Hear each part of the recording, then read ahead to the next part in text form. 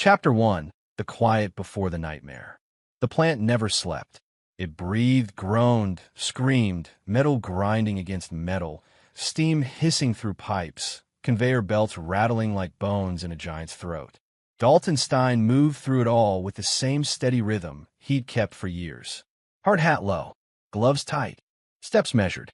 12 hours into a double shift, his shoulders ached and his lower back burned, but his face stayed calm. Controlled. That was how he survived long days like this. Routine. Discipline.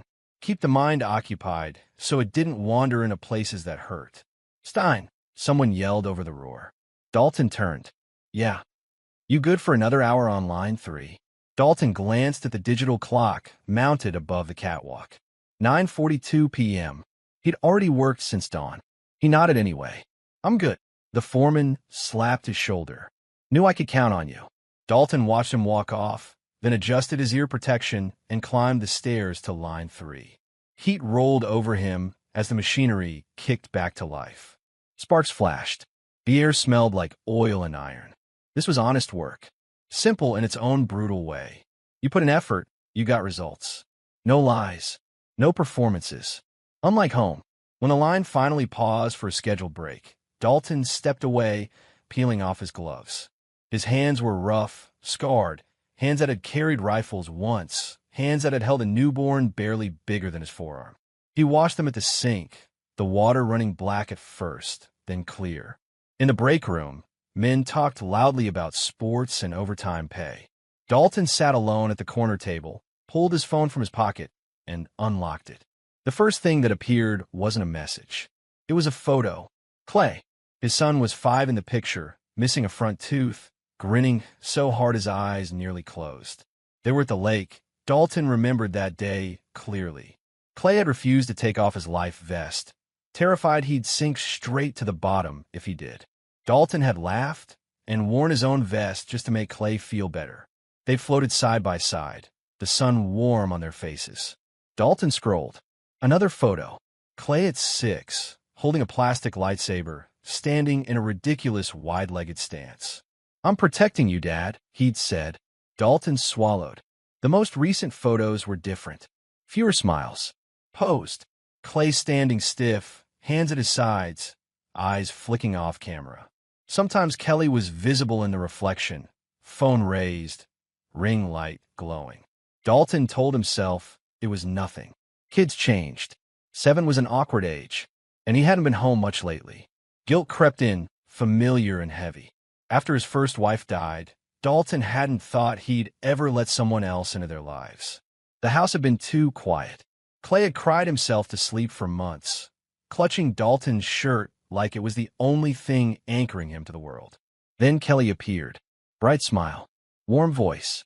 She laughed easily, touched his arm when she spoke. She said she loved kids, said she admired strong men. She moved fast, but at the time, fast felt like air after drowning. Shelley came with her. Just for a little while, Kelly had said. Mom needs help. She won't be any trouble. Shelley had taken over the kitchen within a week. Then the living room. Then the parenting. You're too soft on him, Shelley would say, arms crossed, lips thin. Boys need structure. Kelly nodded along, phone always in her hand. Filming breakfast. Filming homework time. Filming discipline moments. It's content, Kelly explained once, when Dalton raised an eyebrow. People love real parenting. Tough love. Engagement is crazy. Dalton hadn't liked it, but he hadn't stopped it either. He told himself it was harmless, that Clay was safe, that he'd know if something was wrong. The video call from last night replayed in his mind uninvited. Clay had answered on the 3rd ring. His hair was damp. His shoulders were hunched. Hey, buddy, Dalton said. How was school? Fine, Clay replied. One word. Flat. What did you do today? Clay's eyes flicked to the side. Stuff. Behind him, Kelly's voice floated in. Clay, sit up straight. Don't slouch. Clay straightened instantly, like he'd been shocked. Dalton had felt a pinch in his chest then. You okay, son? I'm okay, Clay said quickly. Too quickly. He smiled, but it didn't reach his eyes. Dalton told himself he was imagining things. That kid's picked up on adult stress. That being away 6 hours from home, working nonstop, was twisting his perspective. He locked his phone and stared at the table. "You're doing this for him," he reminded himself. Overtime meant braces later. College. A better house someday. Clay would understand when he was older. The brake buzzer sounded. Dalton stood, pulled his gloves back on, and returned to the line. Another hour passed. Then another. The plant's noise became a blur, his body running on muscle memory alone. When his shift finally ended, Dalton clocked out and stepped into the cold night air outside the facility. He paused there, hands on his hips, drawing in a deep breath. The night was quiet compared to the plant, just the hum of distant traffic and the whistle of wind through chain-link fencing. Dalton pulled off his hard hat and wiped sweat from his brow. He needed air, needed a second to be just a man, not a worker, not a provider holding everything together with clenched teeth.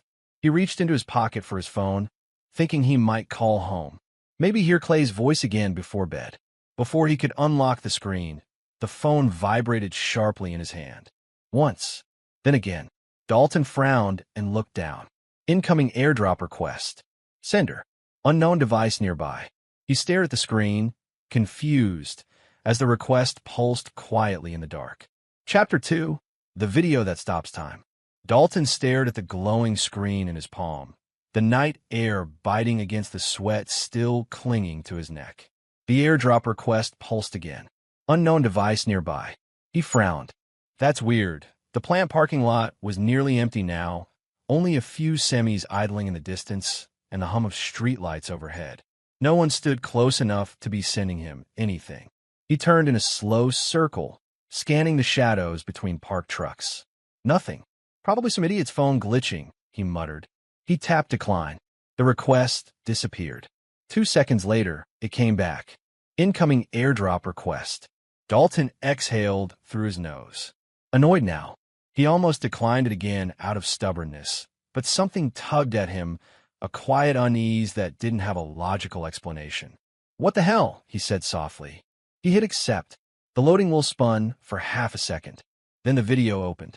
At first, his brain didn't understand what he was seeing. The camera angle was crooked, low quality, filmed through glass. Reflections distorted the edges. Snowflakes streaked across the frame. A faint buzzing hum filled the audio. Dalton leaned closer, squinting.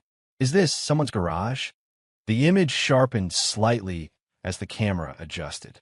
A dog cage sat on a concrete floor, too small for anything larger than a medium-sized animal.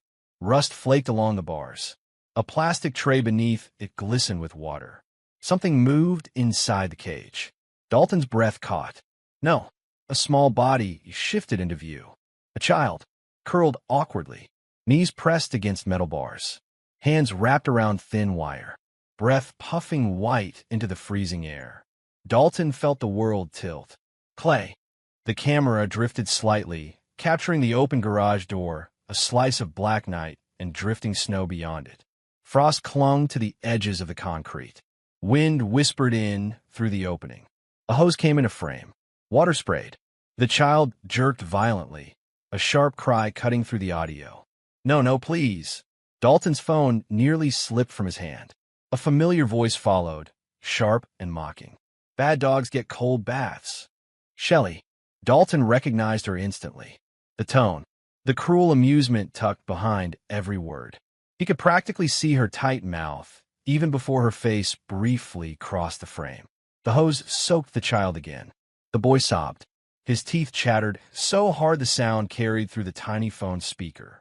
His lips were tinted blue. His arms trembled uncontrollably. Dalton's stomach lurched. Oh God, another voice chimed in light, excited. Wait, hold it like that, Mom. The lighting's better. Kelly. The camera angle shifted just enough to reveal a bright ring light standing in the garage, pointed directly at the cage. Kelly stepped into view, holding her phone up, smiling wide. Framing the shot like this was a photo shoot. She laughed. This is going to get so many likes. Dalton's hearing tunneled. The roar of distant traffic vanished. The night around him blurred into nothing but the glow of the screen. His hands began shaking so badly he had to brace his elbows against his truck. No. In the background of the video, a faint ticking sound echoed. Tick, Tick, tick. A kitchen timer sat on a shelf near the door. Dalton felt bile rise in his throat. The hose sprayed again. Clay screamed. That was Clay's voice. There was no mistaking it. Dalton staggered back a step, bumping into the truck door. His breath came fast and shallow. His fingers fumbled against the screen as he nearly dropped the phone. His vision narrowed to a pinhole. His heart slammed so violently it hurt. "This isn't real," he whispered. "This can't be real." He swiped back to the start of the video and hit play again. Same angle, same cage, same freezing breath, same terrified crying. He leaned closer this time, forcing himself to see details his mind wanted to reject. Clay's jacket, the navy blue one Dalton had bought him last winter. The zipper with the broken tooth they'd joked about fixing. The sleeve patch Clay had picked himself because it looked like a rocket. The scrape on Clay's knee, still faintly scabbed from when he'd tripped at school last week. His shoes, red sneakers with a crooked lace tie, because Clay never tied them evenly no matter how many times Dalton showed him. Dalton sucked in a sharp breath that turned into something between a sob and a growl. "That's my boy." His hands trembled harder. He replayed it again and again, every time, hoping to find something, anything, that proved it was fake. A trick, a coincidence, someone else's kid, a cruel prank. But every replay drove the knife deeper. The way Clay tried to curl smaller inside the cage. The way his fingers clutched the bars like they were the only thing anchoring him to the world. The way Shelley laughed when he begged. The way Kelly adjusted her angle instead of stopping it. Dalton's stomach flipped violently. He bent forward, dry heaving against the side of his truck. His throat burned. His eyes watered. He wiped his mouth with the back of his glove, breathing hard. No, no, no. His thumb brushed the corner of the video. A timestamp appeared. Recorded. Today, 9:21 p.m. Dalton's pulse spiked so sharply he felt dizzy. He looked up at the clock on the building wall across the lot. 9:58 p.m. Less than 40 minutes ago. His head snapped back to the screen. He scrubbed through the video timeline, checking the shadows, the lighting, the sound of wind. This wasn't old. This wasn't yesterday. This was happening now, or had just happened. His legs went weak. He slid down onto the edge of the truck bed, gripping the phone with both hands like it was the only solid thing left in the universe. 6 hours away. 6 hours from his son. "God, Clay," he whispered hoarsely. He replayed the video one more time, slower now, scanning every frame. The hose nozzle, the wet concrete, the timer, the reflection in the window glass where a teenage silhouette briefly shifted, the person filming secretly. Someone had risked being seen. Someone had sent this to him. A sudden notification chimed softly. A message appeared beneath the video. Dalton's breath caught as he read it. "Sir, I'm sorry. I didn't know who else to tell." Chapter 3, The Witness Next Door. Dalton's thumb hovered over the screen for a long second before he typed. His hands were still shaking. "Dalton, who is this?" The 3 dots appeared almost immediately, then disappeared, then appeared again. "Unknown. My name is Phoebe. I live next door to your house. I'm really sorry, sir. I didn't know what else to do." Dalton swallowed hard. He leaned his back against the side of the truck, the cold metal seeping through his jacket. "Dalton, next door? You mean on Pine Ridge? The blue house?" A pause. "Phoebe, yes, that's us. I'm 16. I heard screaming coming through the garage wall earlier. It's been happening a lot lately." Dalton's jaw tightened. A lot lately. His fingers flew over the screen. "Dalton, you heard screaming? For how long?" The reply took longer this time. "Phoebe, hours sometimes. Today it started after dinner. I thought it was a dog at first. Then I realized it was a kid." Dalton closed his eyes. His stomach clenched again, but this time the nausea was edged with something sharper, anger, cold and focused. "Dalton, you recorded the video?" "Phoebe, yes. I climbed onto the recycling bin so I could see through the garage window. I was scared they'd see me. My hands were shaking." Dalton imagined a teenage girl balancing in the dark, holding up a phone, risking being caught. The realization hit him harder than he expected. "Dalton, thank you for doing that. You did the right thing." The typing dots appeared instantly. "Phoebe, I almost didn't send it. I didn't know your name. I just saw your number pop up on the Wi-Fi airdrop thing, because our phones connected before when you were outside one day. Dalton nodded faintly, remembering waving at the neighbors while unloading groceries months ago. He'd barely registered them beyond polite smiles. Dalton, what else did you see? Several seconds passed. Then the message came. Longer this time. Phoebe, your son was crying really bad. He kept saying he was cold and asking to go inside. The older lady kept spraying him with a hose and laughing. The younger woman was filming him with a bright light. They were joking about views and comments. Dalton's knuckles whitened around the phone. His breathing slowed deliberately. In through the nose, out through the mouth, just like training had drilled into him years ago. Dalton, did anyone else see this? Your parents? Phoebe, no. My mom was at work. I didn't tell her yet. I didn't know what to say. Dalton, did they stop? Did my son go back inside? The dots lingered. Phoebe hesitated. Phoebe, after a while the screaming got quieter. I saw the older lady open the cage and pull him out. He wasn't walking right. He looked really weak, like he might fall over. They carried him inside. Dalton felt something in his chest crack. He squeezed his eyes shut for a moment, forcing the image away before it could fully form. Carried. Weak. Not walking right. This wasn't discipline. This wasn't a bad decision. This was repeated harm. Dalton, did this happen before today? Another pause. Phoebe, I think so. I've heard crying before at night sometimes. I thought it was TV or kids playing at first, but now I'm pretty sure it's been going on for weeks. Dalton stared at the dark asphalt beneath his boots. Weeks. His son had been living in that house for weeks with this happening. Every time Dalton had told himself everything was fine. Every time he'd brushed off that tight feeling in his gut. He opened the video again and watched it without sound this time. He noticed things he'd missed earlier, how familiar Shelley looked holding the hose, like it was routine. How casually Kelly adjusted her phone angle, like this wasn't the first take. The reality locked into place. This wasn't a single incident. This was a pattern. His panic burned out suddenly, like a flame starved of oxygen, replaced by something colder, steadier. His shoulders squared unconsciously. His breathing evened out. His mind shifted gears. Threat assessment. Timeline. Distance. Risk. Dalton typed again. Dalton. Phoebe, I need you to stay safe. Don't confront them. Don't go near the garage. If they ask questions, you don't know anything. Okay. Phoebe. Okay. Are you going to call the police? Dalton's thumb paused midair. The word police echoed in his head. He pictured flashing lights. Officers knocking. Kelly crying hysterically. Shelley denying everything. Lawyers. Custody paperwork. Delays. His son sitting in that house longer while investigations dragged on. He'd seen systems move slowly before. Too slowly for emergencies. He looked at the timestamp again. This had happened less than an hour ago. Clay could still be cold. Still scared. Still under their control. Dalton, I'm handling it. You've already helped more than you know. Phoebe sent a small message a moment later. Phoebe, I'm really sorry this is happening to him.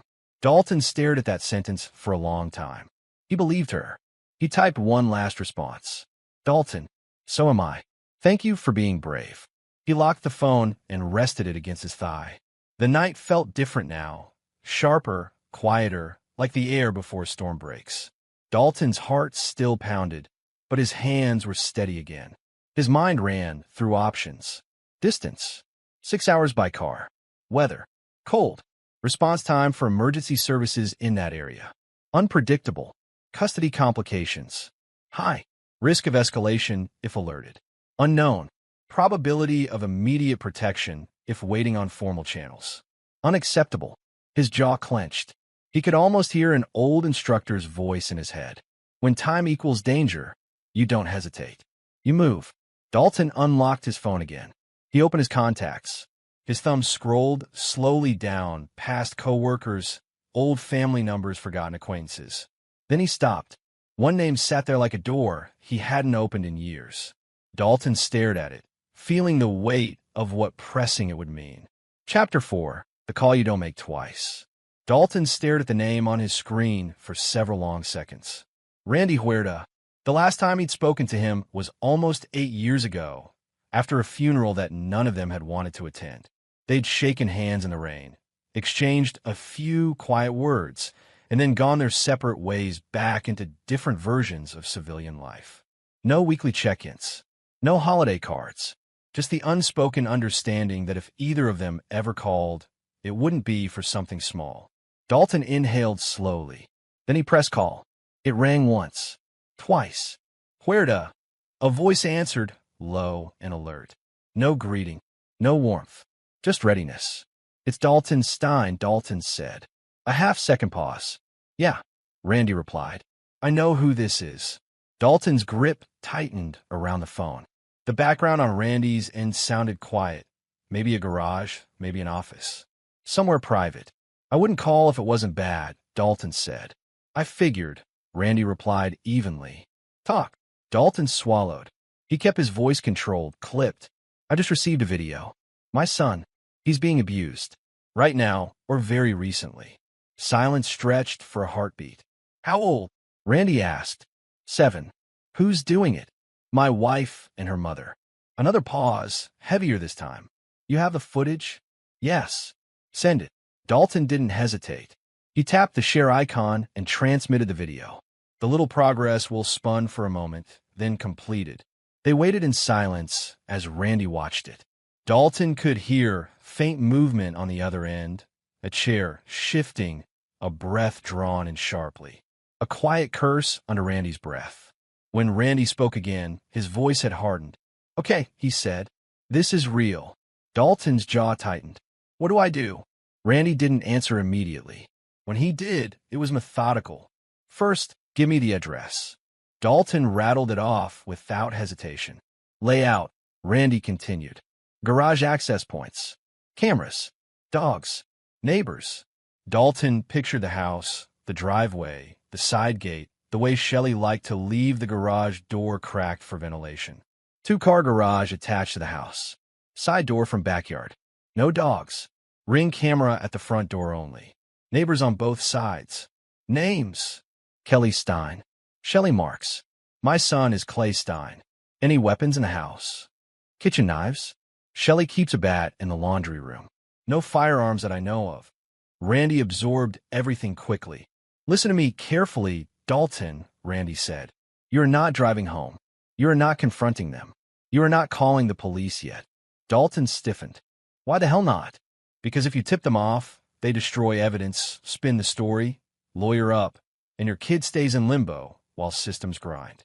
I'm not letting that happen. Dalton clenched his jaw, but said nothing. You need to sit somewhere public, Randy continued. Diner, coffee shop, anywhere with cameras and witnesses. Keep your phone on. Don't leave unless I tell you. Dalton exhaled slowly. Understood. I'm pulling a team now. Dalton leaned against the truck, the cold metal grounding him. What kind of team? Pediatric doc, social worker, documentation specialist. We go in clean, legal, airtight. Dalton closed his eyes briefly, relief and tension colliding in his chest. How fast? Fast enough. The line went silent for a moment. Then Randy added, quieter but deadly serious. Dalton, this is going to get ugly. You ready for that? Dalton didn't hesitate. I've been ready since I saw his face. Good, Randy said. Stay put. The call ended. Dalton stood there for several seconds, phone still pressed to his ear, listening to nothing. Then he moved. He climbed into his truck, hands steady on the steering wheel, and pulled out of the plant lot. He didn't turn toward the highway home.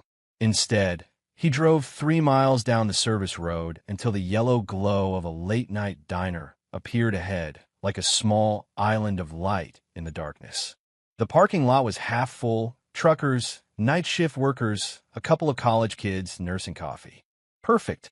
Dalton parked near the front window and went inside. A bell jingled overhead. Seat yourself. A tired waitress called from behind the counter. Dalton slid into a booth facing the door. Vinyl creaked beneath his weight. He placed his phone on the table where he could see it clearly. The waitress approached with a coffee pot. You want something to drink, hon? Coffee, Dalton said automatically. She poured. Food. Dalton opened his mouth, then closed it again. His stomach churned just at the smell of grease. Just coffee. She nodded and moved on. Dalton wrapped both hands around the mug. The heat seeped into his palms, but he barely noticed. His eyes kept drifting to the phone. He opened the video again, even though every part of him wanted to throw the device across the room. He watched Clay's face, memorizing every expression, every twitch, every breath of white air. "I'm coming, buddy," Dalton murmured under his breath. A memory surfaced uninvited. Clay as a newborn, red-faced and furious at the world, screaming in Dalton's arms at 3 in the morning. Dalton pacing the living room, whispering nonsense just to keep his voice steady. Clay finally settling against his chest, tiny fingers gripping his shirt. Another memory. Clay's first steps, the way he toppled forward into Dalton's legs, laughing hysterically like he'd just conquered the world. Dalton's throat tightened. "I should have seen it," he whispered. "I should have known." Guilt pressed down on him like a physical weight. Every missed call, every overtime shift, every time he trusted that things were fine without checking deeper. The waitress passed by again. "You okay, sweetheart? You look like you've seen a ghost." Dalton forced a thin smile. "Long day." She nodded sympathetically. "Aren't they all?" She moved on. Dalton checked the time. Every second stretched. He replayed the video once more, then shut the screen off and stared at his reflection in the dark glass of the window. His eyes looked older than he remembered. Harder. His phone vibrated suddenly on the table. Dalton's heart jumped into his throat. A text message appeared. "Randy, we're rolling. ETA 38 minutes. Chapter 5, The Extraction." The house looked normal from the outside. Porch light on. Curtains drawn. A faint glow leaking through the living room windows. Snow dusted the edges of the driveway and the lawn like powdered sugar. Anyone driving past would have seen nothing more than a quiet suburban home settling into another ordinary night. Randy Huerta's SUV rolled to a smooth stop at the curb without headlights, then clicked them back on once parked. A second vehicle followed, a plain gray sedan with government plates that didn't advertise anything. Doors opened quietly. Footsteps hit pavement in disciplined rhythm. Randy stepped out first. Broad shoulders, dark jacket zipped high. His eyes scanned the street, the house, the neighboring properties, the shadows. Calm, controlled, purposeful. Behind him came the rest of the team. Dr. Evelyn Marsh, pediatrician, compact, focused, medical bag slung over her shoulder. Angela Cortez, licensed social worker, tablet in hand, badge clipped visibly. Marcus Lynn, documentation specialist, body cameras already powered on, small rolling case full of equipment. Randy lifted a hand slightly. The team paused. "Cameras live?" he asked quietly. Marcus nodded. "Rolling." Audio synced. Randy checked his phone once. Dalton's last message still visible. Then he nodded toward the front door. "Let's knock." He didn't pound. He knocked firmly. 3 sharp, authoritative taps. Inside, footsteps shuffled. The porch light brightened as the door cracked open. Shelley's face appeared first, tight-lipped, suspicious, already irritated. "Yes," she snapped. "It's late." Randy's expression remained neutral. He held up credentials smoothly. "Ma'am, I'm Randy Huerta. We're here on a welfare and safety assessment involving a minor in this residence." Shelley scoffed. "What? That's ridiculous. You can't just—" Marcus stepped slightly to the side, so both cameras were fully visible. Their small indicator lights blinked red. Angela lifted her badge. "We have authority to assess potential endangerment. Denying access can escalate this legally very quickly." Shelley's confidence flickered. "What is this about?" she demanded. Kelly appeared behind her, phone already in hand like a reflex. Her eyes darted between the badges, the cameras, the medical bag. Randy's voice stayed calm, but carried weight. "We need to see the child. Now." Kelly's face drained of color. "This is insane. We didn't do anything wrong." Shelley bristled. "This is harassment." Randy didn't argue. He simply stepped forward, past the threshold, forcing Shelley to step back or collide with him. "Where's the garage?" he asked. Kelly swallowed. "Why the garage?" Marcus was already panning his camera slowly across the entryway, capturing faces, layout, lighting. Angela met Kelly's eyes. "Because we have reason to believe something occurred there tonight." Kelly's mouth opened, then closed again. Shelley's lips tightened into a thin line. This is an invasion of privacy. Ma'am, Randy replied evenly. You're welcome to call a lawyer after we're done. Right now, move. The word wasn't shouted. It didn't need to be. Shelley stepped aside reluctantly. They moved through the house in a controlled line, boots quiet on hardwood. Kelly hovered nervously, wringing her hands, eyes constantly flicking to Marcus's cameras. The garage door was closed. Randy gestured. Marcus rolled equipment into position. Angela stood ready with her tablet. Randy opened the door. Cold air spilled out immediately, biting and sharp. The garage lights flicked on. The dog cage sat exactly where the video showed it. Rust-streaked metal. Plastic tray beneath, still damp. Water pooled in small, irregular shapes across the concrete floor, reflecting the overhead light. The hose lay coiled loosely nearby, nozzle still wet. A thin sheen of frost hugged the edges of the concrete near the open seam of the garage door. Marcus zoomed in silently. Temperature reading, Marcus said. Angela pulled out a digital thermometer and held it near the floor. 32.1 degrees. Log it, Randy said. Marcus measured the cage with a collapsible ruler. Length, 36 inches. Width, 24. Height, 20. Randy crouched slightly, inspecting the latch. Timer. Angela spotted it on a shelf. A kitchen timer, dial still set. Captured, Marcus confirmed, zooming in. Shelley crossed her arms defensively. That cage is for storage. We don't even have a dog. Randy looked at her. Interesting. Kelly's breathing was shallow now. This is being blown way out of proportion. Randy turned calmly. Where's the child? Kelly hesitated. He's resting. Take us to him, Angela said gently but firmly. They moved down the hallway toward a closed bedroom door. Kelly opened it slowly. Clay lay curled on the bed under blankets. His face was pale, his lips slightly bluish. His eyes fluttered open weakly at the light. Dr. Marsh moved instantly to his side, kneeling, setting her bag down. Hey there, buddy, she said softly. I'm a doctor. I'm just going to check you, okay? Clay nodded faintly. She gently checked his pulse, his skin temperature, his breathing. Cold extremities, she murmured. Elevated shivering response. Mild hypothermia indicators. She carefully lifted the blanket edge. Faint bruising was visible along his forearms and shins, irregular patterns. Bruising consistent with pressure and restraint, she said quietly. Kelly's voice spiked. He's a clumsy kid. He falls all the time. Dr. Marsh looked up calmly. Dehydration signs as well. When was the last time he had water? Kelly hesitated. I don't know. Dinner. Shelley snapped. He was being disciplined. That's all. Randy's head turned slowly toward her. How often does this discipline happen? Shelley scoffed. Kids need consistency. That wasn't my question, Randy said evenly.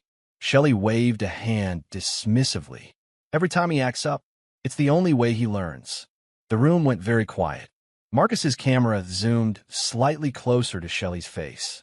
Angela typed rapidly. Randy nodded once. Thank you for clarifying.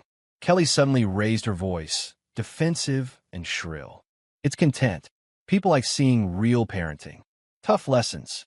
It's discipline, not abuse. Angela met her eyes. Your child was exposed to freezing temperatures while confined. Kelly shook her head. You're twisting it. Dr. Marsh finished her assessment and gently adjusted the blankets around Clay. She looked up at Randy. He needs warm care and monitoring. He shouldn't stay here tonight. Randy nodded. Angela stepped forward. We are initiating emergency protective removal. Kelly's face crumpled. You can't take him. Shelley stepped forward angrily. This is kidnapping. Randy moved between them and the bed effortlessly. This is medical and protective custody. Marcus continued recording everything. Clay looked up weakly, eyes wide. Am I in trouble? Dr. Marsh smiled softly. No, sweetheart. You're going somewhere safe. Clay nodded slowly. 2 additional team members entered quietly with a stretcher and warm blankets. They carefully lifted Clay, wrapping him securely. Kelly started crying loudly now, reaching out instinctively, but stopped when Randy's gaze locked onto her. Step back, he said calmly. They wheeled Clay toward the door. The house felt suddenly hollow. Cold air rushed in again as the front door opened. The stretcher moved into the waiting vehicle. The door closed behind him. Clay was removed from the house and transported safely. Chapter 6: What They Did to Me. The hotel hallway smelled faintly of detergent and stale coffee. Beige carpet muffled Dalton's footsteps as he moved toward the room number Randy had texted him. His pulse thudded in his ears, loud enough to drown out everything else. He'd driven here on autopilot, barely remembering the turns, the traffic lights, the stretch of dark highway between the diner and this quiet roadside hotel. Room 214. Dalton stopped outside the door and pressed his palm against the wood for a second, grounding himself. He inhaled slowly, then knocked. The door opened almost immediately. Randy stood there, jacket unzipped now, posture looser but eyes still sharp. "He's inside," he said quietly. "Doc, check him again. He's stable. Warmed up." Dalton nodded, throat tight. "Thank you." Randy gave a small nod back and stepped aside. Dalton walked in. Clay sat on the edge of the bed wrapped in a thick white hotel blanket, small shoulders hunched, hair still slightly damp from a warm sponge bath the nurse had given him. His cheeks were flushed now with returning color. A paper cup of water rested on the bedside table, along with a wrapped granola bar. When Clay looked up and saw him, his eyes widened. "Dad!" Dalton crossed the room in 3 long strides and dropped to his knees in front of him. He pulled Clay into his arms carefully, afraid of hurting him, but Clay clung back with surprising strength, burying his face against Dalton's chest. "I'm here," Dalton said, voice breaking despite his effort to control it. "I've got you. You're safe." Clay's shoulders shook. "I'm sorry," Clay whispered. "I'm really sorry, Dad." Dalton pulled back just enough to look at his face. "Sorry for what?" Clay's eyes filled with tears. "I was bad. I didn't listen sometimes. I made them mad." Dalton felt something crack open inside his chest. He cupped Clay's face gently, thumbs brushing away tears. No, buddy. You didn't do anything wrong. None of this is your fault." Clay shook his head weakly. They said it was. They said if I told you, you'd be mad at me, or you wouldn't believe me." Dalton closed his eyes for half a second, steadying himself. His jaw tightened, a slow burn igniting behind his ribs, controlled, contained, dangerous. "I will always believe you," Dalton said firmly. "Always." Clay sniffed and leaned back against the pillows. Dalton climbed onto the edge of the bed beside him, keeping an arm wrapped protectively around his shoulders. They sat in silence for a moment, the hum of the heater filling the room. Clay stared down at his hands, fingers picking at the blanket. "Dad," he asked quietly. "Yeah, buddy. Can I tell you something?" Dalton nodded. "Anything." Clay swallowed. They made me bark sometimes, like a dog. If I didn't do it loud enough, they'd make me do it again." Dalton felt his stomach twist, but his face stayed calm. He nodded slowly, encouraging Clay to keep going. "And they made me eat on the floor, like no plate, just the floor. And they said I had to be grateful." Dalton's grip tightened slightly on the blanket, knuckles whitening. Clay's voice grew smaller. "Sometimes they made me take cold showers, even when I said it hurt. And sometimes I had to stand in the corner for a really long time. My legs would shake." Dalton swallowed hard. Clay hesitated, then added, "They said if I told you, you'd leave us, or that you'd think I was lying." Dalton's chest burned. He leaned down and pressed his forehead gently against Clay's. "I'm so sorry," he whispered. "I should have protected you better." Clay shook his head quickly. "It's not your fault, Dad." Dalton almost laughed at the unfairness of that. A child comforting his parent after something like this. Clay glanced toward the door nervously. They were always filming, even when I didn't know. The light was really bright. They said people liked it. Dalton's jaw clenched so tightly it ached. He forced himself to breathe slowly, evenly, the way he'd been trained when adrenaline threatened to take over. This wasn't the time for rage. This was the time for his son. "You don't ever have to do any of that again," Dalton said quietly. "No one gets to treat you that way. Ever." Clay looked up at him, eyes searching. Really, Dalton said. "You're safe now. I promise." Clay leaned back against him, exhaustion finally catching up. His eyelids drooped. "Dad," Clay murmured sleepily. "Yeah. Can you stay?" Dalton smiled softly, brushing Clay's hair back. I'm not going anywhere. Clay curled closer, his breathing gradually evening out as the warmth and safety of the moment wrapped around him. Within minutes, his grip loosened and his body went slack with sleep, still leaning against Dalton's side. Dalton sat there, unmoving, listening to his son's quiet breathing. Only then did he allow the full weight of everything to settle. His throat tightened, his eyes burned. He stared at the far wall, jaw locked, holding himself together through sheer will. Rage simmered beneath the surface, not wild, not reckless, but deep and controlled, like pressure building in a sealed chamber. He gently adjusted the blanket around Clay, making sure he was fully covered, warm, secure. I've got you, Dalton whispered again, more to himself than anyone else. His phone vibrated softly in his pocket. Dalton carefully shifted, making sure Clay didn't stir, and retrieved it. He glanced at the screen. A message from Randy. Dalton opened it. Randy, CPS Emergency Protective Order has been filed and approved. Chapter 7, The Internet Turns on Them. The first headline broke before sunrise. Dalton was sitting in a stiff vinyl chair outside Clay's hospital room, coffee untouched in his hands, when Randy's text came through. Randy, it's live. Dalton unlocked the link. The screen filled with a news banner. Local influencer abuse scandal under investigation. Child removed from home below it. Blurred video stills froze a moment that made Dalton's stomach tighten. The outline of a cage, water spraying, a small figure curled inside. Faces pixelated, audio muted, but the horror didn't need sound. A reporter's voice scrolled in text beneath the clip. Sources confirm video evidence shows a minor subjected to extreme cold exposure and confinement while an adult filmed for social media engagement. Dalton exhaled slowly. Randy hadn't dumped everything at once. He'd released just enough to light the fuse, enough that the story would spread before anyone could bury it. By the time Dalton refreshed the page, 3 more outlets had picked it up. Parenting influencer under fire for alleged child abuse. Shocking footage sparks online outrage. Authorities investigate possible monetization of abuse content. Nurses passing in the hallway whispered over their phones. A man in scrubs muttered, Jesus, under his breath as he scrolled. Dalton's phone buzzed again. Randy, watch what happens next. He didn't have to wait long. Kelly's main account, the one with hundreds of thousands of followers, went dark within hours. Videos disappeared. Profile image vanished. Username changed to a string of random numbers before the whole page collapsed into a gray error screen. Her backup account tried to stay online. It lasted 40 minutes.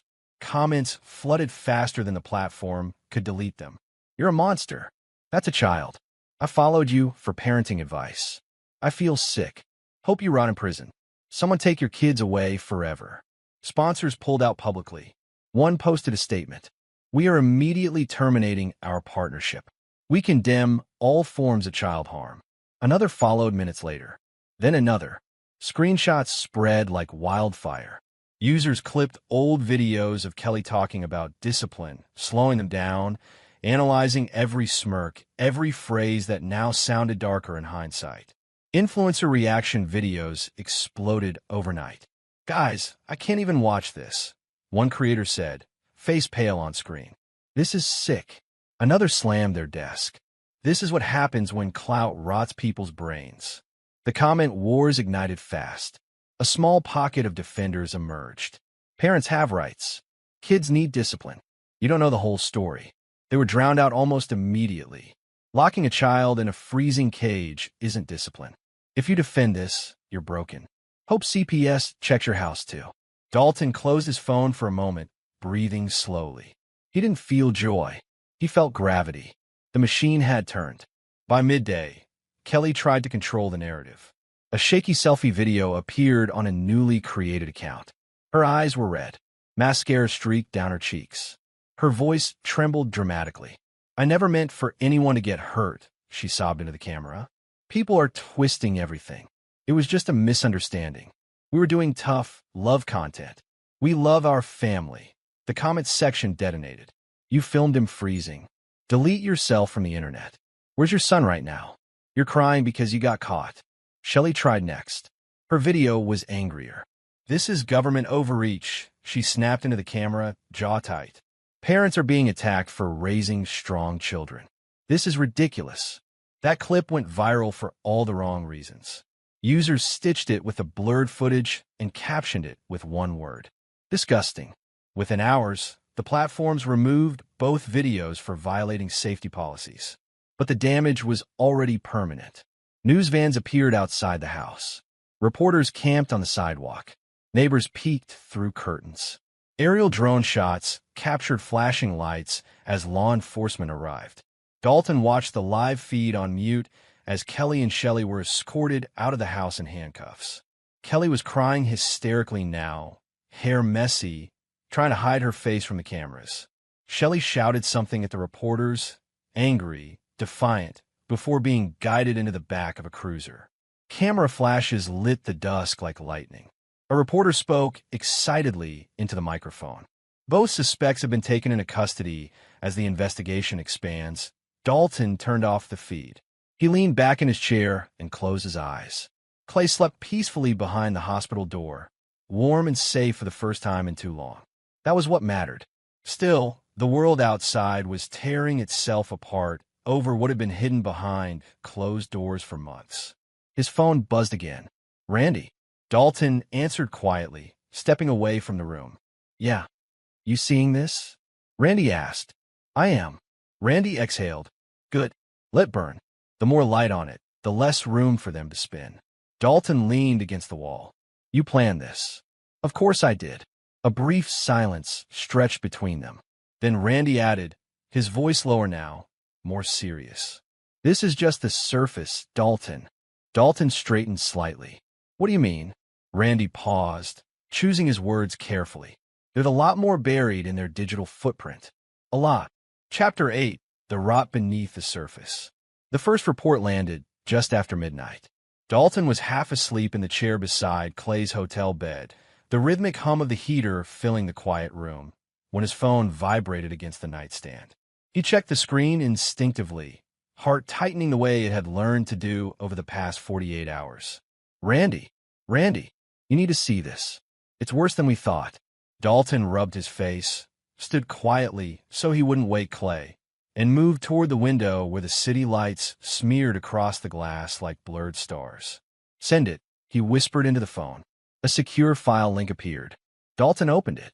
A dashboard of data filled the screen, usernames, IP trails, archive pages, income logs, message threads. It looked like a financial spreadsheet collided with a crime board. What am I looking at? Dalton asked. Randy's voice came through low and steady. Digital forensics finished the first sweep of her devices and cloud backups. Kelly wasn't just posting on one account. Dalton scrolled. 10 accounts. No more. Hidden profiles. Mirror pages. Backup channels. Foreign-hosted platforms he'd never even heard of. Some were public-facing lifestyle brands. Others were locked behind paywalls and private invites. Jesus, Dalton muttered. She segmented audiences, Randy continued. Mainstream crowd got the polished, mom influencer stuff. The darker crowd got this. Dalton tapped one of the recovered thumbnails. The image blurred automatically, flagged by the system, but the title alone made his stomach tighten. Extreme Discipline Series, Episode 14 and Other. Breaking Defiance. Building Obedience Through Exposure. How many people were watching this? Dalton asked. Thousands. Across platforms. Subscriptions, donations, affiliate links. She was pulling in 5 figures a month. Dalton's jaw tightened. From abusing my son. A quiet pause stretched between them. Yes, Randy said simply. Dalton scrolled deeper. Message threads appeared. Private chats between Kelly and anonymous followers. Love how he finally stopped crying after the cold treatment. Do you recommend longer durations for stubborn kids? Can you post more cage content? That's what subscribers pay for. Dalton felt heat rise behind his eyes. His grip tightened on the phone until his knuckles went pale. She was moderating these people, Randy added. Running private forums. Deleting anything that questioned legality. Encouraging escalation. Dalton swallowed. So it wasn't just her. No, Randy said. It was a network. Another file opened. Financial ledgers, payment processors, cryptocurrency wallets, offshore accounts. This wasn't a hobby, Randy said. It was organized. Dalton leaned back against the wall, the room suddenly feeling too small. The idea that what Clay suffered had been packaged, monetized, normalized by strangers behind screens made his stomach churn. Anything else? Dalton asked quietly. Randy exhaled. Yeah, there's more. A new folder appeared. Personal communications. Encrypted, Randy continued. Kelly was having an affair with another influencer. High engagement numbers. Cross-promotion deals. They were sharing audiences and techniques. Dalton opened the thread. Flirtatious messages mixed with business strategy. Your punishment video went viral. We should collab. People love seeing boundaries pushed. Next time, make it colder. Shock sells. Dalton felt something cold settle in his chest. She wasn't just chasing likes, he said. She was competing. Exactly. Another document opened. Background report. Shelley Warren Dalton scrolled slowly. Prior complaints. Old CPS visits from decades ago. Sealed juvenile investigations. A former neighbor affidavit. A dismissed charge involving excessive corporal punishment that never stuck because the child had been too afraid to testify. She's been doing this her whole life, Dalton said. Randy's voice was grim. Patterns don't disappear. They just find new victims. Dalton closed his eyes briefly, seeing Clay's small shoulders hunched in fear, hearing the apology that had shattered him the night before. I brought them into his life, Dalton said quietly. You didn't know, Randy replied. Predators survive on masks. Dalton opened the next file. Law enforcement coordination log, multiple agencies listed. Digital crimes, child protection, financial fraud, human trafficking task force flagged certain accounts for possible crossover exploitation. They're expanding the investigation, Randy said. Not just your case. Anyone connected to those forums is getting looked at. Servers seized. Payment processors freezing funds. Dalton watched lines update in real time. Platform takedown notices stacked rapidly. Entire networks going dark. Domains seized. Channels terminated. It's spreading fast, Dalton said. That's intentional. Once you cut the head off one platform, the rest panic. They scatter. Makes them easier to find. Another message came through on Dalton's phone, this one from a news alert. Tech giants cooperate in mass account purge following abuse scandal. The article mentioned emergency policy meetings, congressional inquiries, child safety legislation proposals resurfacing overnight. Dalton read aloud softly. They're talking about stricter monetization oversight, real identity verification, mandatory reporting systems for flagged content. Randy gave a quiet chuckle without humor. Amazing what happens when the spotlight hits the right place. Dalton leaned against the window again, watching traffic flow far below. How deep does this go? Dalton asked. Randy paused. Deep enough that a lot of powerful people are nervous right now. Another document loaded. Internal emails from platform moderation teams showed ignored reports, auto-close complaints, internal warnings that had gone unanswered. Profit over protection, Dalton muttered. Every time. Silence settled between them for a moment. Dalton felt the weight of it pressing down, not just the anger, not just the grief, but the scale of what had been hiding in plain sight. What had happened to Clay wasn't isolated madness. It was a symptom of something larger, uglier, embedded inside algorithms and attention economies and human cruelty amplified by screens. You didn't just save your son, Randy said quietly. You cracked open something that's been festering for years. Dalton exhaled slowly. I didn't plan any of this, he said. Randy's voice softened slightly. No, but you're standing in the middle of it now. Dalton looked back toward the bed where Clay slept peacefully beneath the blanket, small chest rising and falling steadily. The contrast between the innocence in that room and the corruption on his screen felt surreal. He thought he had been fighting for his family. He was realizing now that the fight was far bigger. Dalton realized this is bigger than revenge. It's dismantling an industry. Chapter 9. Learning how to breathe again. The moving van pulled away with a rumble and a cloud of dust, leaving Dalton standing in front of the small brick house that would be their new home. He inhaled slowly, letting the cool morning air fill his lungs, tasting freedom and fresh starts. Clay clutched his hand tightly, his small fingers interlaced with Dalton's, the grip warm and tentative, a silent trust that had been rebuilt from scratch over weeks of therapy, meals, and quiet reassurance. Inside, the house smelled faintly of fresh paint and pine cleaner. Boxes lined the living room walls, taped and stacked neatly. Dalton surveyed the space, already planning where Clay's toys would go, which books would line the shelves, and where the first therapy session would take place. For the first time in what felt like forever, Dalton allowed himself a deep exhale that wasn't tight with fear or anger. "Dad, can we unpack my Legos first?" Clay asked, eyes wide with cautious excitement, voice hesitant but safe. Dalton smiled, ruffling his son's damp hair. "Absolutely. Let's build something epic." Clay ran to the box and began sorting pieces, the soft clink of plastic and laughter filling the room. The sound, so ordinary, so mundane, struck Dalton as miraculous. Weeks ago, laughter had been a luxury for them. Now it was a lifeline. Evenings became sacred routines. Therapy sessions with Dr. Evelyn Marsh had become a regular part of their schedule, and Dalton made sure to attend each one. At first, Clay barely spoke. He would sit cross-legged on the therapist's beanbag, arms wrapped around his knees, eyes darting to the window whenever anyone entered. "You can tell me anything, Clay," Dr. Marsh would say gently. "No one's going to be mad. You're safe here." Slowly, painstakingly, Clay began to speak. First, about his toys, then his favorite shows. And then, when he was ready, fragments of the past crept out. Dalton would sit nearby, jaw tight but attentive, letting Clay speak without interruption, offering only comfort when the stories became too heavy. "I don't like the dark," Clay confessed one afternoon, voice barely a whisper.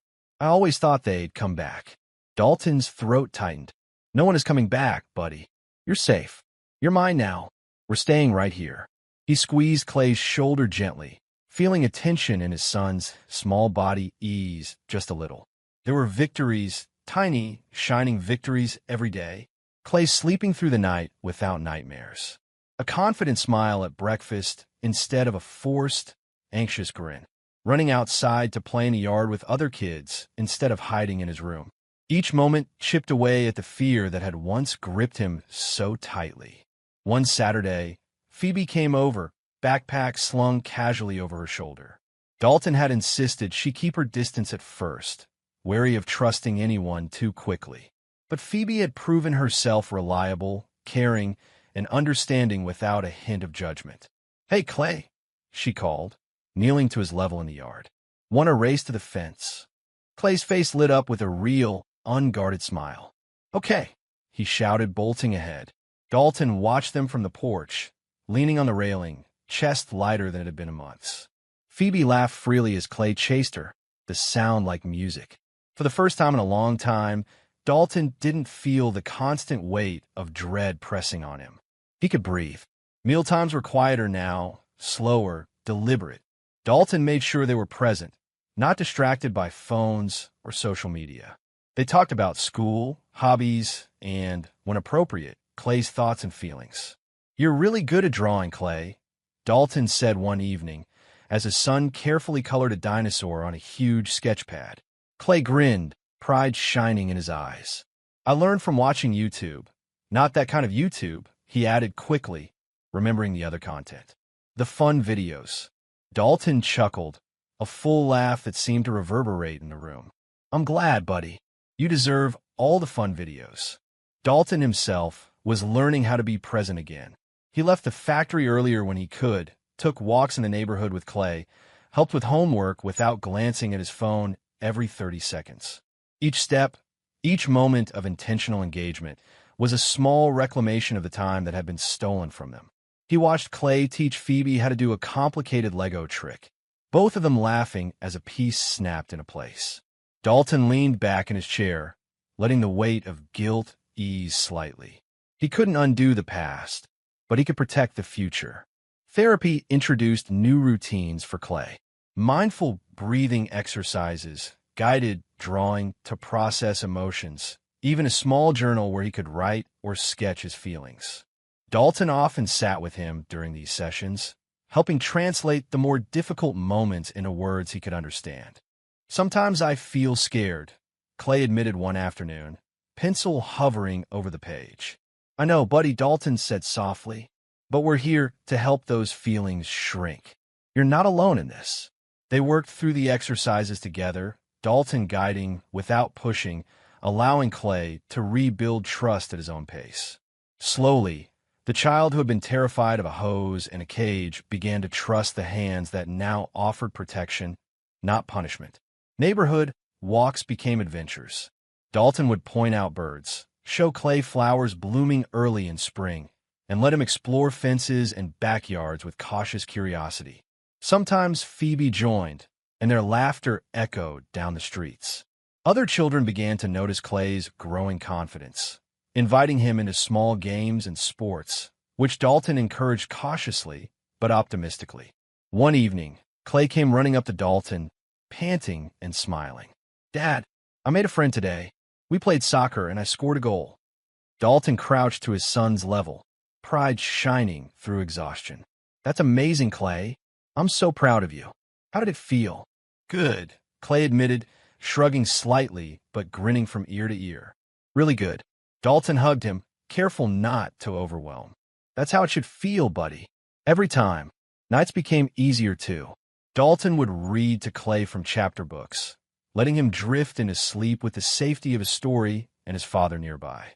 No sounds of anger, no cameras, no cold threats, only warmth, blankets, and steady breaths. Dalton often watched him sleep for a few quiet moments afterward, remembering how fragile the child had been and marveling at how much strength he now possessed. Phoebe remained a constant, gentle presence. She would drop off small snacks or books, checking in quietly without drawing attention. Her friendship became a balm for both Dalton and Clay, an external reminder that kindness existed beyond the chaos of the past months. Dalton, too, found a rhythm. He reconnected with old hobbies, jogging in the morning, sketching little doodles with Clay, even cooking meals together. Slowly, he was learning to breathe again, to fill the spaces that fear had hollowed out. As the sun dipped behind the horizon on a calm evening, Dalton sat on the porch swing, Clay tucked beside him, Phoebe nearby. They laughed over a shared joke, the warm light of the setting sun washing over them. For the first time in what felt like forever, Dalton felt a real sense of hope. Yet even in this fragile peace, he knew the past hadn't fully let go.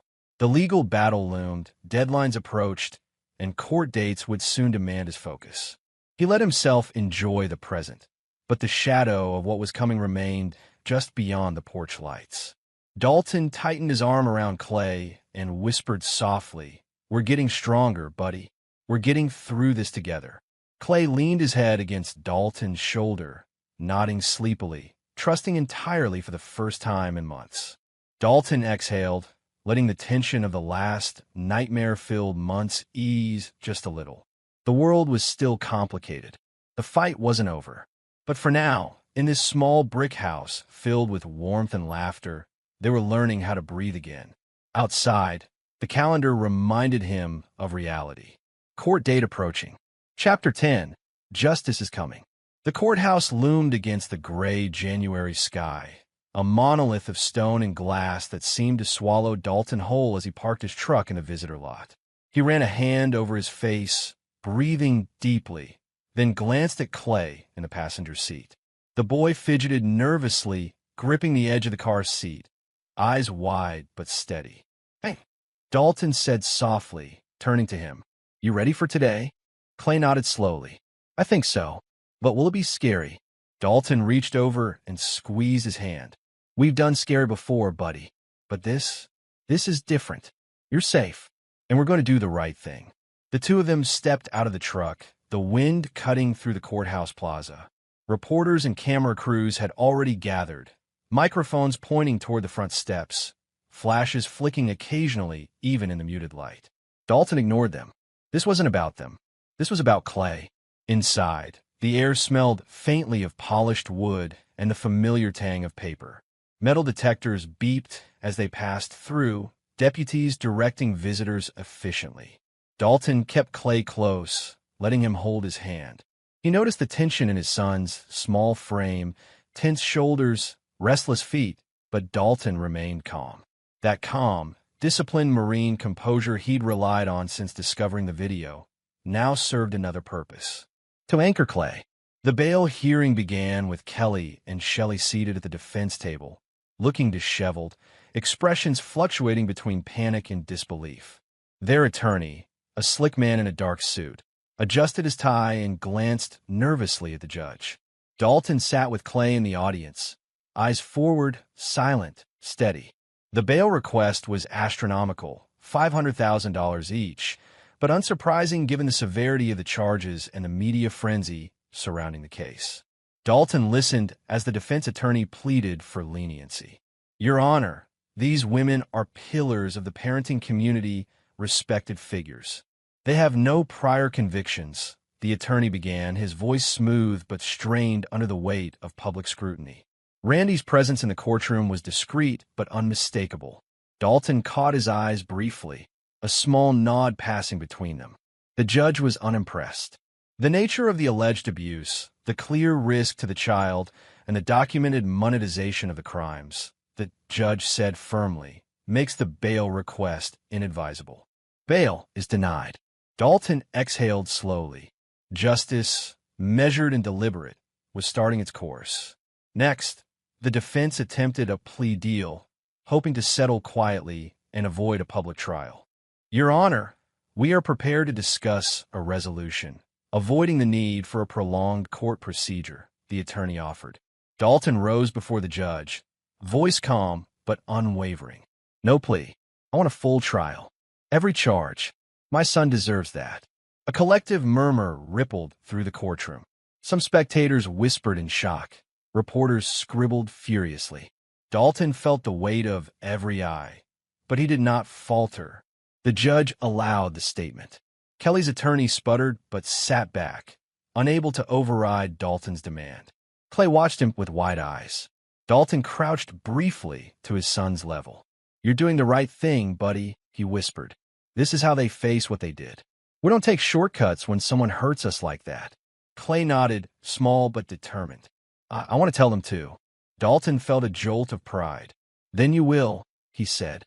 "When it's time, we'll do it together." The courtroom began to fill with media. Cameras flashed, lenses pivoting to catch Kelly and Shelley seated uncomfortably at the defense table. Reporters whispered into microphones, pre-recording segments for live broadcasts. Some displayed blurred screenshots from the videos. Others speculated on financial records, public outrage, and influencer sponsorship losses. Dalton ignored them, focusing entirely on Clay, who now sat straighter, shoulders squared in quiet courage. The jury selection process was methodical. Prospective jurors were questioned on their exposure to media coverage, ability to remain impartial, and understanding of child protection laws. Dalton watched the process unfold silently, noting the careful attention of the judge and the legal teams. Every question, every nod, every hesitant glance in the courtroom contributed to a growing sense of inevitability. Justice was assembling itself piece by piece. Once the jury was seated, the case began formally.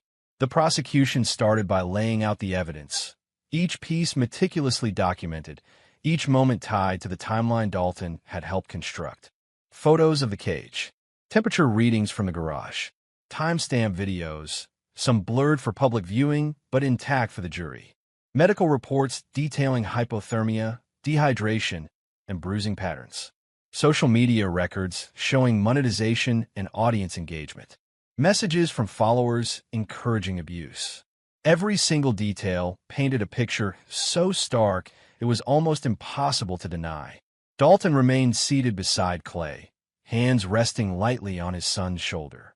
He let the weight of each revelation pass over him, controlling the rage, the grief, and instead focusing on the future, on the safety that had been restored, the accountability that was now inevitable. Clay clutched Dalton's hand when his name was called as a potential witness. "Are you ready?" Dalton asked quietly, voice calm, grounding. Clay nodded, swallowing hard. "Yes, you can tell the truth. Nothing more, nothing less." "You're safe," Dalton assured him. "We'll be right there." When the court clerk called him forward, Dalton rose and accompanied Clay to the witness box. Clay's small hand slipped into his father's briefly, drawing courage from the touch. Dr. Marsh, called by the prosecution, guided Clay through basic questions gently, ensuring he felt safe and explaining terms when necessary. Dalton watched silently, suppressing the urge to shield his son from the courtroom entirely. But Clay was strong. He answered clearly, honestly, recounting the punishments, the fear, the filming, all without embellishment, all with a child's straightforward perspective that left no room for doubt. The jury's expressions shifted subtly, furrowed brows, tight jaws, averted eyes. The weight of the evidence was sinking in. Dalton felt a slow, controlled satisfaction in seeing truth speak for itself. Meanwhile, Kelly and Shelley exchanged panicked whispers, glances darting toward Dalton and Clay. Every document presented, every forensic photo, every corroborating testimony added pressure. The courtroom media recorded it all, flashes capturing their expressions as their carefully constructed defenses crumbled under the weight of irrefutable evidence. Dalton remained calm, a quiet center of authority. The rage and grief that had burned inside him had been tempered into something sharper, disciplined, unwavering, undeniably powerful. The prosecution's table stacked evidence after evidence. Timestamps, digital records, financial ledgers, medical reports. The courtroom felt smaller as each new file was presented, the story becoming impossible to ignore. Dalton caught Randy's eye across the room. The nod was slight, almost imperceptible, but it carried the weight of assurance. Everything was proceeding exactly as planned. As the first day of the trial concluded, the courtroom emptied in measured waves. Dalton walked Clay slowly to the elevator, hand in hand. Outside, reporters clamored for statements, flashes illuminating their path, but Dalton's calm demeanor created an invisible shield. He knelt briefly to look Clay in the eyes. "You did amazing today," he said quietly. "This is how we make sure they face what they did. You're brave, buddy. I'm proud of you."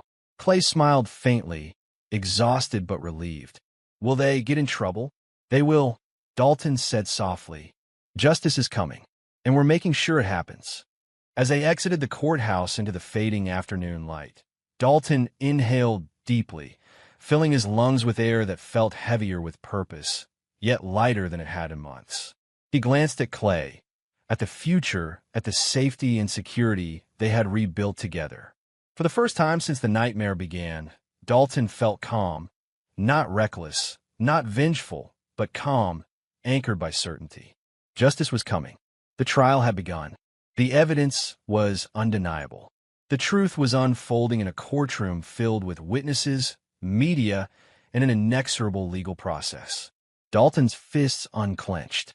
Clay squeezed his hand, and Dalton returned the gesture, feeling the weight of the past finally begin to lift. Justice was on its way, and this time it would not fail them.